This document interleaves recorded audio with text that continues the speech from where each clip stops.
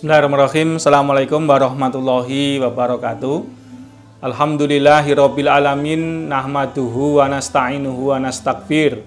Wa na'udzubillahi min sururi anfusina wa min sayyiati a'malina. May yahdihillahu fala mudhillalah wa may yudlil fala hadiyalah. Asyhadu an la ilaha illallah wahdahu la syarikalah wa asyhadu anna Muhammadan abduhu wa rasuluh. Allahumma sholli wa sallim wa barik ala sayyidina Muhammadin wa ala ali sayyidina Muhammad wa ba'du. Para pemirsa yang dirahmati Allah Subhanahu wa taala, alhamdulillah segala puji hanyalah milik Allah Subhanahu wa taala. Alhamdulillah pada kesempatan yang berbahagia ini kita kembali oleh Allah Subhanahu wa taala diizinkan untuk bertemu dalam kajian fikih kitab Bulughul Maram. Tak lupa sholawat dan salam mudah-mudahan tetap terlimpah pada panutan kita Rasulullah Muhammad SAW. Mudah-mudahan di yaumul kiamah nanti kita semua diakui sebagai umat beliau, diberikan syafaat oleh beliau. Allahumma amin. Kita awali dengan kajian ini dengan bacaan basmalah. Bismillahirrahmanirrahim. Para pemirsa yang dirahmati Allah Subhanahu wa taala, alhamdulillah kemarin sudah kita selesaikan pembahasan kitab Bulughul Maram bab wudu, masih dalam kitab Thaharah, yaitu bab wudu, dan sekarang kita masih berada pada pembahasan kitab Thaharah, akan membahas masalah al-ghusl atau mandi.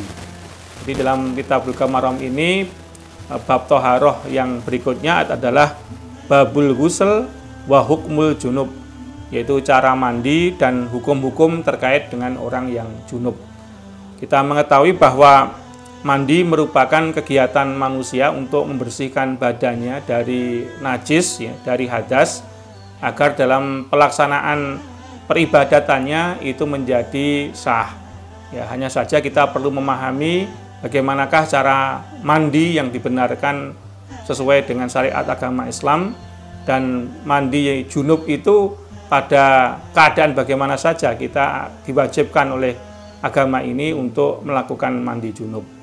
Kita langsung akan membahas hadis yang nomor 95, di mana pada hadis ini dikatakan an Abi Sa'id Khudri radhiyallahu anhu qala Rasulullah sallallahu alaihi wasallam al-ma'u minal ma', rawahul Muslim wal Bukhari, yang artinya dari sahabat Sa'id Al-Khudri radhiyallahu anhu bahwa Rasulullah sallallahu alaihi wasallam telah bersabda, wajib mandi junub jika keluar mani, riwayat Muslim dan riwayat Bukhari.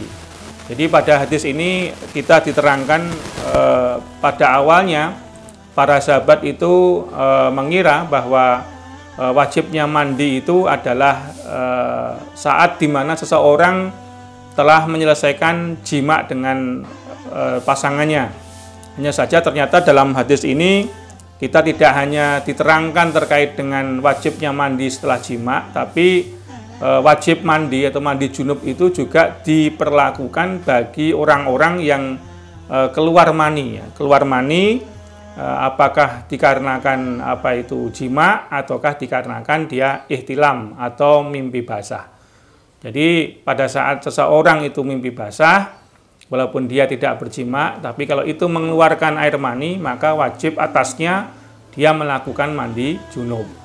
Kemudian pelajaran yang kedua dari hadis ini adalah bahwa mimpi bersetubuh itu mewajibkan seseorang untuk melakukan mandi besar atau mandi junub. Ini yang perlu kita pahami bersama, bahwa ketika seseorang itu ihtilam atau mimpi basah, ya, sebagai tanda seseorang itu dewasa, ya, maka pada saat mimpi basah itulah dia diwajibkan untuk melakukan mandi besar atau mandi junub. Ya, ini perlu ditekankan hadis ini karena pemahaman para sahabat dahulu terkait dengan mandi janabah itu hanya dilakukan orang yang telah menyelesaikan persetubuhan.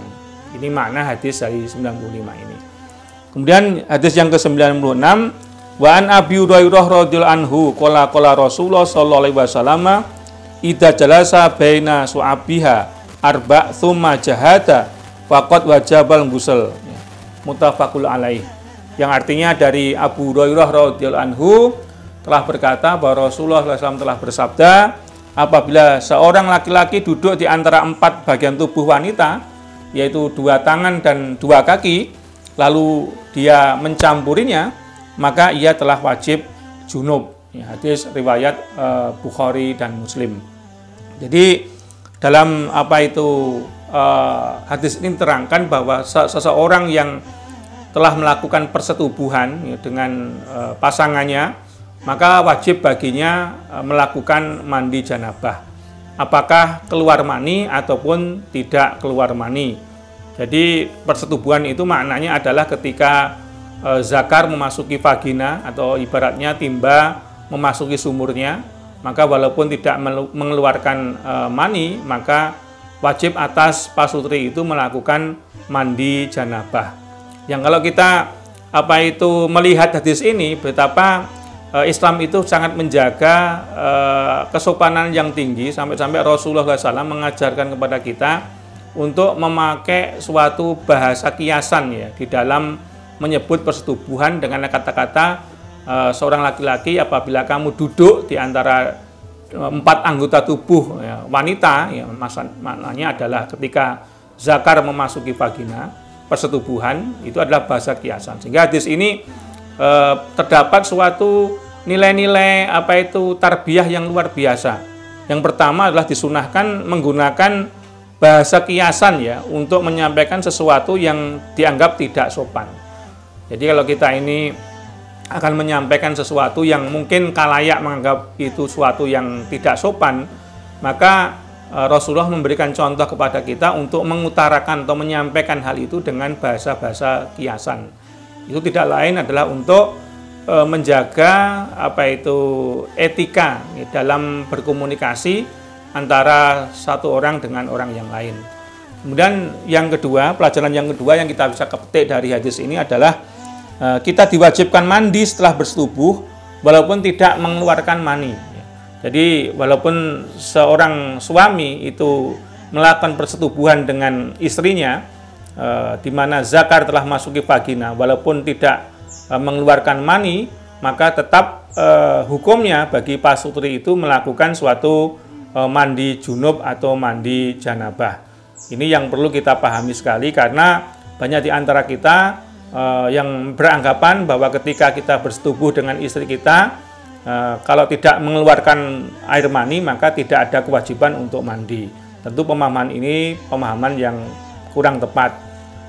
Pada saat dimana zakar memasuki vagina, mengeluarkan mani ataupun tidak, maka diwajibkan bagi pasutri itu untuk melakukan mandi junub. Ini adalah pelajaran yang kita dapatkan dari hadis yang ke-90 96 ya ini. Baik, kita akan melanjutkan hadis yang ke-97. Wa an Anas radhiyallahu anhu qala Rasulullah sallallahu alaihi wasallam al mar'ati tarafi manamiha wa yara rajulun qala tagusal muttafaqu alaih. Zada Muslimun faqalat Ummu Sulaim wa hal yakunu hada qala na'am famina aina yakunu sabah. Yang artinya bahwa Anas radhiyallahu anhu telah berkata bahwa Rasulullah SAW telah bersabda tentang hukum perempuan yang bermimpi seperti yang biasa dimimpikan oleh laki-laki, yaitu mimpi basah. Dia bersabda perempuan itu wajib mandi. Hadis riwayat muttafaqu alaih. Jadi kita mengira bahwa mimpi basah itu hanya dilakukan atau dialami oleh laki-laki. Tapi ternyata menurut hadis ini kita memahami bahwa perempuan pun juga mengalami ihtilam, yaitu mimpi basah. Sehingga pada riwayat yang lain, riwayat Muslim, itu ada tambahan redaksi, yaitu Ummu Sulaim bertanya, mungkinkah hal ini terjadi ya Rasulullah? Jadi Ummu Sulaim berkata, apakah mungkin wanita juga mengalami mimpi basah ya Rasulullah? Maka Nabi menjawab, tentu saja, jika tidak demikian, dari mana datangnya kemiripan wajah? Jadi pada hadis yang panjang ini kita mendapatkan 3 pelajaran penting yang perlu kita pedomani. Yang pertama adalah perempuan juga mengalami mimpi bersetubuh sebagaimana laki-laki. Jadi perempuan ataupun laki-laki ketika mereka beranjak dewasa, mereka akan mengalami namanya ihtilam, yaitu mimpi basah. Kemudian yang kedua, perempuan yang mimpi bersetubuh tidak wajib mandi jika tidak mengeluarkan air mani. Jadi ketika seorang perempuan itu dalam tidurnya dia bermimpi bersetubuh, tetapi tidak mengeluarkan mani, maka tidak menjadi dasar bagi perempuan itu untuk melakukan mandi. Jadi mandinya perempuan yang ihtilam itu hanya ketika dia mengeluarkan maninya. Kemudian yang ketiga, bahwa kemiripan anak itu tergantung pada gen orang tuanya, siapa yang paling dominan. Sehingga Rasulullah mengatakan, tentu saja jika tidak demikian dari mana datangnya kemiripan wajah. Bahkan diterangkan bahwa kemiripan anak itu bergantung pada siapa yang lebih dulu mengeluarkan mani. Ya. Jika suami yang lebih dulu mengeluarkan mani, maka anaknya yang terlahir itu akan mirip dengan bapaknya. Tapi sebaliknya pada saat persetubuhan itu yang mengeluarkan mani itu adalah si istri dulu, maka anaknya nanti akan memiliki wajah yang mirip dengan ibunya. Jadi itulah suatu tanda mukjizat dari kerasulan beliau, dan ternyata dalam ilmu kedokteran pernyataan Rasulullah itu sesuai dengan ilmu kedokteran, bahwa setiap orang itu akan sangat ditentukan kromosom apa yang dominan di dalam diri anak itu. Apabila yang dominan adalah kromosom ayahnya, maka anak itu akan mirip dengan ayahnya. Apabila yang dominan kromosom dari ibunya, maka yang anak itu wajahnya mirip dengan ibunya. Nah, inilah keterangan dari hadis yang ke-97. Kemudian hadis yang ke-98, wa an Aisyah radhiyallahu anha qalat kana Nabi sallallahu alaihi wasallam ya'tasilu min arba' minal janat bati wa yaumal jum'ati wa min hijamati wa min ghuslil mayyit, rawahu Abu Dawud wa Sahih Ibnu Huzaimah. Yang artinya bahwa dari Aisyah radhiyallahu anha bahwa Rasulullah telah bersabda bahwa sungguhnya mandi janabah itu terletak pada 4 perbuatan, yaitu ketika junub, ya, ketika selesai jima, kemudian pada hari Jumat, setelah selesai bekam, dan setelah memandikan jenazah. Jadi di dalam hadis ini Rasulullah SAW itu menganjurkan untuk melakukan mandi besar atau mandi janabah itu dalam 4 keadaan. Di dalam hadis ini setidaknya kita akan menemukan 2 pelajaran penting yang perlu kita jadikan pedoman. Yang pertama, bahwa diwajibkan mandi setelah bersetubuh walaupun tidak keluar mani. Ini yang pokok, yang paling asal, yang paling primer adalah ini. Jadi kapan kita harus mandi janabah adalah setelah kita bersetubuh atau berjima dengan pasangan kita. Apakah keluar mani ataupun tidak, maka wajib bagi dirinya untuk mandi janabah. Adapun 3 yang belakang, yaitu terkait dengan mandi janabah di hari Jumat, atau mandi besar setelah bekam, atau mandi besar setelah memandikan mayit, itu hukumnya adalah sesuatu yang sangat dianjurkan, sesuatu yang ditekankan, bernilai suatu keistimewaan ataupun keafdolan. Mengapa? Karena mandi di hari Jumat itu menurut sebagian ulama ini ada yang mewajibkan, ada yang mensunahkan. Dan ketika seseorang itu mandi di hari Jumat, berarti dia menghormati kemuliaan hari Jumat itu. Tapi mengapa kita setelah selesai bekam itu juga disunahkan Rasulullah untuk mandi? Kita mengetahui bahwa seseorang yang dibekam tentu ada bekas-bekas bercak darah yang masih menempel pada tubuh itu. Dan untuk menghilangkan bercak-bercak darah itu, solusinya adalah dengan mandi. Hanya saja menurut ilmu perbekaman, ya, ilmu perbekaman, bahwa seseorang yang bekam itu baru boleh mandi itu 3 sampai dengan 4 jam setelah bekam itu, dan diutamakan dengan menggunakan air hangat, tidak dengan air dingin. Ada pertanyaan tentu, mengapa Rasulullah SAW juga menyunahkan orang yang habis memandikan jenazah itu disunahkan untuk mandi? Tidak lain adalah untuk menjaga agar orang yang memandikan mayit itu tidak mengalami kontaminasi, ya, terkontaminasi dengan berbagai macam unsur-unsur yang tidak sehat ya, yang ada pada mayit, yang ada kemungkinan saat memandikan itu menempel pada tubuh orang yang memandikan. Maka solusinya adalah bagaimana mandi itu agar kotoran-kotoran dari mayit yang melekat pada tubuh orang yang memandikan itu bisa dinetralisir atau dibersihkan. Ini adalah merupakan pelajaran yang kita dapatkan dari hadis yang ke-98 ini. Kemudian hadis yang ke-99, wa an Abi Hurairah radhiyallahu anhu fi qisati Suma'ati ibni Utsal inda ma aslam wa maratu Nabi sallallahu alaihi wasallam ana ya'tasila rawahu Abdu Zabar wa aslahul muttafaq alaih. Dari Abu Hurairah radhiyallahu anhu telah tentang kisah Thumamah bin Usa ketika ia masuk Islam, Nabi SAW menyuruhnya mandi. Riwayat Abdul Razak bersumber dari Bukhari dan Muslim. Jadi ini alasan yang berikutnya, ya, kapankah mandi janabah itu diterapkan. Mandi janabah itu atau mandi besar atau mandi junub itu diterapkan adalah pada saat kita menjumpai orang yang masuk Islam. Jadi orang yang masuk Islam itu menurut hadis ini itu diwajibkan untuk melakukan mandi janabah. Hanya saja dalam masalah ini, dalam memahami hadis ini terbagi menjadi 3 kelompok di kalangan para imam madzhab. Yang pertama, menurut Imam Ahmad bin Hambal, orang yang baru masuk Islam itu wajib mandi dengan dalil hadis di atas. Jadi apa yang menurut Imam Ahmad bin Hambal bahwa seseorang yang baru masuk Islam, maka setelah dia mengucapkan syahadat, maka diwajibkan atas dirinya melakukan mandi besar atau mandi junub sebagai pratanda kesucian zahir. Setelah sucinya batin, maka diikuti dengan kesucian lahir. Itu. Kemudian yang kedua, menurut Imam Malik dan Imam Syafi'i, mandi junub wajib dilakukan bagi orang yang ketika kufur memiliki hadas besar dan sunnah bagi orang yang saat kufur ia tidak junub. Jadi menurut pendapat daripada Imam Malik dan Imam Syafi'i, orang mu'alaf itu hanya diwajibkan mandi besar pada saat dirinya itu memiliki hadas besar. Contohnya mungkin di malam hari sebelum dia berikrar syahadat masuk Islam, dia berhubungan suami dengan istrinya. Maka pada saat setelah dia mengucapkan syahadat, maka dia wajib mandi besar. Itu. Nah, ini.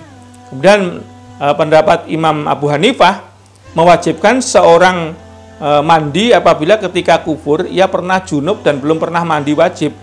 Namun jika sudah pernah mandi ia tidak wajib melakukannya kembali. Jadi menurut Imam Abu Hanifah ini orang yang dulunya non muslim ya, ketika dia masih non muslim, ketika menyelesaikan persetubuhan dengan istrinya, dia tidak pernah mandi junub ya, tidak pernah mandi junub karena memang dia tidak pernah meniatkan diri untuk mandi junub, ya kan?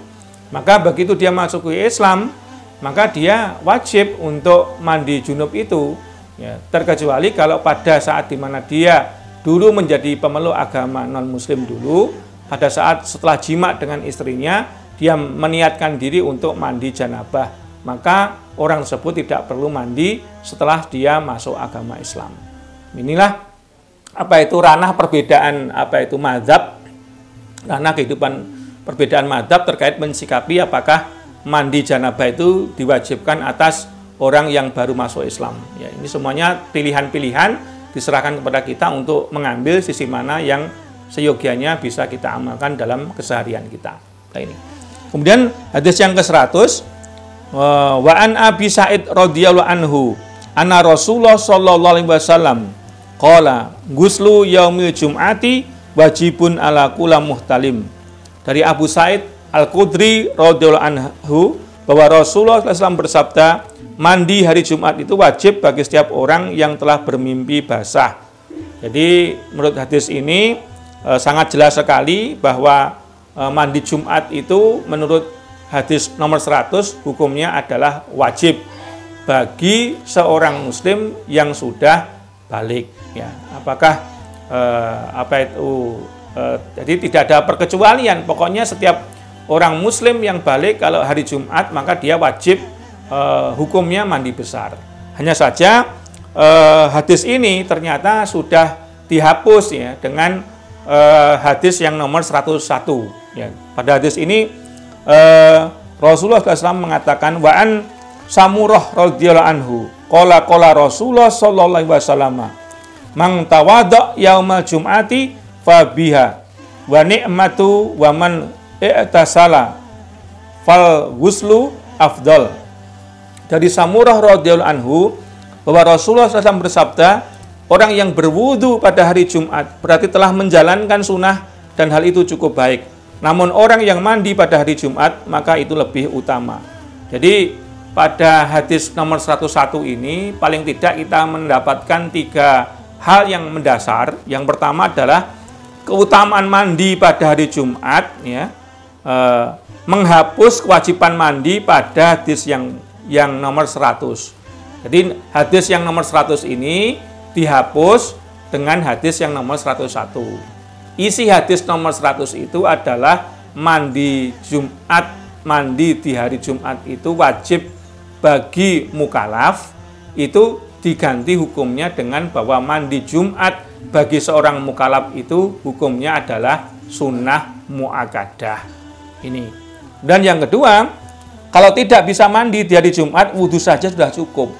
Jadi ini menunjukkan keringanan daripada syariat agama Islam. Jikalau seseorang itu tidak berkemampuan untuk mandi karena berbagai macam kesibukan, asalkan dia tidak junub, tidak melakukan jima di malam hari ya, artinya bahwa dia itu tidak melakukan jima di malam hari ya, maka pada saat itu seseorang yang mukalaf tadi itu kalau dia tidak berjima di malam hari di hari Jumat, maka cukup baginya untuk mengganti mandi itu dengan wudhu saja.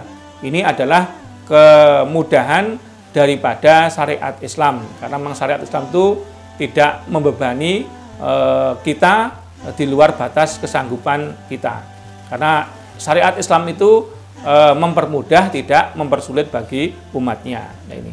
Dan yang ketiga, disunahkan mengenakan baju yang indah dan memakai wewangian pada hari Jumat. Jadi dalam hal mencari fadhail, keutamaan di hari Jumat itu banyak sekali hadis-hadis yang menerangkan itu. Contohnya diantaranya adalah memakai baju yang indah di hari Jumat. Ya. Kemudian yang kedua adalah memakai wangi-wangian pada saat kita mau pergi ke Jumatan, berlekas diri untuk pergi ke masjid, menempati shop yang pertama, mendengarkan khutbah secara cermat, ya, pulang dan pergi mengambil jalan yang lain, atau mungkin memperbanyak membaca sholawat, kemudian membaca surat Al-Kahfi. Itu diantara terkait dengan berbagai macam kegiatan yang disunahkan dilakukan di hari Jumat. Nah, ini. Kemudian pada pertemuan mungkin waktunya kalau cukup mungkin sampai 102 ya. Wa an Ali radhiyallahu anhu qala kana Rasulullah sallallahu alaihi wasallam yu'ritul Qur'ana malam yakunu junuba.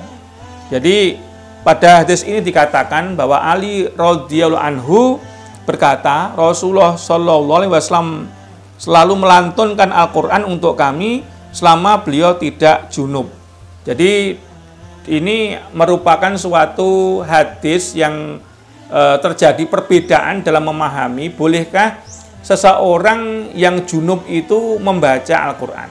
Nah, dalam hal ini ada 4 perbedaan ulama ya, 4 perbedaan ulama terkait dengan bolehkah seorang yang junub itu melantunkan atau membaca ayat suci Al-Qur'an. Yang pertama pendapat Imam Malik. Imam Malik membolehkan membaca Al-Qur'an bagi orang yang junub dengan syarat sedikit saja dari Al-Qur'an ya, terutama ayat-ayat ataupun surat-surat yang memiliki fadhail. Contohnya adalah membaca ta'awud, membaca ayat kursi, membaca surat Al-Ikhlas, membaca surat Al-Falaq, membaca Quran surat An-Nas. Itu menurut Imam Malik seperti itu. Boleh membaca Al-Quran, tapi hanya terkait dengan ayat-ayat yang memiliki keutamaan saja. Itu. Kemudian yang kedua menurut Imam Ahmad, boleh bagi orang yang junub membaca satu ayat atau semisalnya sebagai rukhsah baginya. Menurut Imam Hanifah diperbolehkan bagi orang yang junub untuk membaca beberapa ayat. Ya, jadi kalau kita ini membaca ayat Al-Quran, contohnya lantunan doa, itu boleh. Contohnya kita membaca doa yang ada dalam Al-Quran surat Al-Baqarah ayat 286.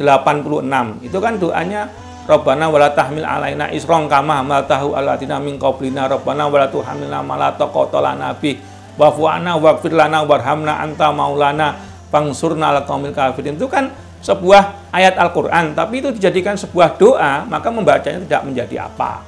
Atau Quran surat Ali Imran ayat 191 sampai ayat 194, itu juga isinya kan doa. Rabbana ma khalaqta hadza batila subhanaka faqina adzabannar. Rabbana innaka man tudkhilin nar faqad azaita wa mal lidzalimina min ansor, dan seterusnya. Itu kan merupakan suatu ayat yang dijadikan sebuah doa. Ini menurut Imam Ahmad boleh dibaca gitu. Atau pendapat yang ketiga, menurut Imam Syafi'i diperbolehkan membaca Al-Qur'an untuk berzikir yang tidak dengan maksud membaca Al-Qur'an.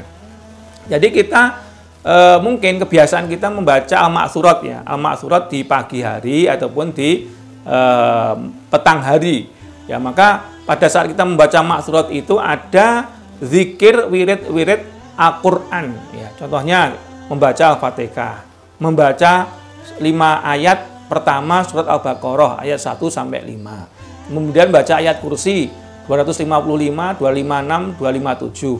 Kemudian membaca Al-Baqarah 284, 285, 286. Kemudian membaca Quran surat Al-Ikhlas, Falak, An-Nas, membaca Quran surat 3 ayat terakhir surat Al-Hasr. Itu kalau selama itu merupakan zikir ya, bukan membaca, zikir, maka itu tidak menjadi mengapa. Nah, itu. Dan pendapat yang keempat adalah jumhur ulama mengharamkan mereka yang junub untuk menyentuh Al-Qur'an walaupun menggunakan penghalang seperti kain dan atau menggunakan kayu atau pelapis yang lain. Jadi ini kesepakatan dari 4 imam madzhab ya. 4 imam madzhab mengatakan bahwa orang yang junub ya, karena selesai jima dengan istrinya, maka orang yang bersangkutan atau wanita yang haid atau wanita yang nifas itu tidak diperkenankan untuk menyentuh mushaf Al-Qur'an. Ya, jadi seperti itu. Menyentuh mushaf Al-Qur'an. Ya, mushaf Al-Qur'an itu seperti kami terangkan pada pembahasan yang dulu adalah Al-Qur'an 30 juz yang tidak ada terjemahannya. Itu namanya mushaf. Ya, sehingga kalau panjenengan mau membaca terjemahan Al-Qur'an ya boleh-boleh saja. Yang namanya terjemahan Al-Qur'an itu bukan merupakan mushaf. Karena definisi mushaf itu adalah Al-Qur'an 30 juz yang tidak ada terjemahannya. Sehingga monggo kalau kita pada saat kita masih junub ya, kemudian kita ingin mengisi waktu kita itu dengan membaca kitab-kitab tafsir ya, tidak masalah karena itu bukan merupakan mushaf gitu. Jadi ini yang perlu kami terangkan agar di antara kita itu memiliki pemahaman yang komprehensif terkait dengan mandi janabah itu pada saat orang junub itu bolehkah membaca Al-Qur'an atau memegang Al-Qur'an, maka terjawab dengan hadis yang 102 ini. Nah, alhamdulillah ini kita akan menuju hadis yang terakhir pada pertemuan ini. Wa an Abi Sa'id Khudri radhiyallahu anhu qala Rasulullah sallallahu alaihi wasallam idza atahadukum ahlahu tsumma arada ayauda fayaudha bainahuma wudu ya. Jadi Abu Sa'id Al-Khudri bercerita bahwa Rasulullah SAW bersabda, apabila seseorang di antara kalian mendatangi istrinya berhubungan seksual, kemudian ingin mengulanginya lagi, melakukannya lagi, maka hendaklah ia berwudu di antara keduanya. Jadi ini adalah merupakan pelajaran bagi kita sekalian, anjuran dari Rasulullah SAW bagi pasutri ya. Ada pelajaran yang ada 3 hal yang bisa kita rangkum dari hadis ini. Yang pertama, dianjurkan berwudu ketika seseorang hendak mengulangi persetubuhannya. Jadi bagi pasutri yang sudah menyelesaikan persetubuhan pertama dan mungkin kita cermati ya. Seyogianya kita apabila ingin mandi janabah maka diawali dulu dengan wudhu dulu. Demikian yang bisa saya sampaikan. Ada kurang lebihnya mohon dimaafkan. Mudah-mudahan apa yang kita sampaikan ini bermanfaat bagi jamaah para pemirsa sekalian. Akhirul kalam, mari kita akhiri pertemuan ini dengan doa majelis. Subhanakallahumma bihamdika asyhadu alla ilaha illa anta astaghfiruka wa atubu ilaik. Assalamualaikum warahmatullahi wabarakatuh. Jadi dari hadis 103 ini kita dapat merangkum ada 3 hal yang perlu kita jadikan pedoman bagi kita sekalian. Yang pertama adalah dianjurkan berwudu ketika seseorang hendak bersetubuh lagi. Jadi kalau ada seorang pasutri mau mengulangi persetubuhannya, maka antara persetubuhan pertama dengan persetubuhan kedua itu dianjurkan, disunahkan untuk melakukan wudu dulu. Itu dengan maksud supaya timbul suatu hasrat lagi yang besar dengan kita ini membersihkan diri dengan berwudu akan menyebabkan tubuh menjadi segar sehingga akan semangat dalam mengulangi persetubuhannya yang kedua itu ya. Kemudian yang kedua, mandi di antara 2 kali jima tidak wajib hukumnya. Jadi apakah wudu, apakah mandi di antara 2 perjimaan itu hukumnya bukan wajib, tetapi hanya disunahkan. Jadi seorang pasutri ketika dia sudah berjima ya, kemudian mau jima lagi, itu disunahkan untuk wudu atau mandi. Semata-mata itu atas dasar anjuran Rasulullah untuk menyegarkan tubuh kita sehingga persetubuhan yang akan dilakukan kedua kalinya ini dapat membawa hasrat dan kenikmatan yang tidak kalah enaknya dengan persetubuhan yang pertama. Dan yang ketiga, dianjurkan untuk mengawali mandi junub dengan wudhu. Jadi ini mungkin ada pertanyaan di antara kita, apa perbedaan antara mandi biasa dengan mandi junub? Ternyata mandi junub ini ada tata caranya. Di antaranya adalah di dalam mandi junub itu ada sesuatu yang disunahkan untuk dilakukan, yaitu mengawali dulu dengan wudhu. Nah ini, barangkali nanti bagaimana tata cara mandi junub yang sesuai dengan petunjuk Rasulullah SAW itu akan kami terangkan pada hadis-hadis yang berikutnya. Demikian para pemirsa yang dirahmati Allah Subhanahu wa Ta'ala, mudah-mudahan apa yang kita kaji pada kesempatan kali ini bisa bermanfaat, memberikan pencerahan baru terkait dengan fikih, terutama yang menyangkut dengan fikih mandi dan tata cara atau orang-orang yang diwajibkan untuk melakukan mandi junub. Barangkali itu dulu yang bisa kita sampaikan. Mudah-mudahan Allah Subhanahu wa Ta'ala memberikan kepada kita kesempatan umur yang panjang sehingga bisa melanjutkan kajian kitab Bulughul Maram ini pada kesempatan yang akan datang. Demikian, kita akhiri dengan doa majelis. Subhanakallahumma bihamdika asyhadu alla ilaha illa anta astaghfiruka wa atubu ilaik. Wabillahi taufiq wal hidayah. Assalamualaikum warahmatullahi wabarakatuh.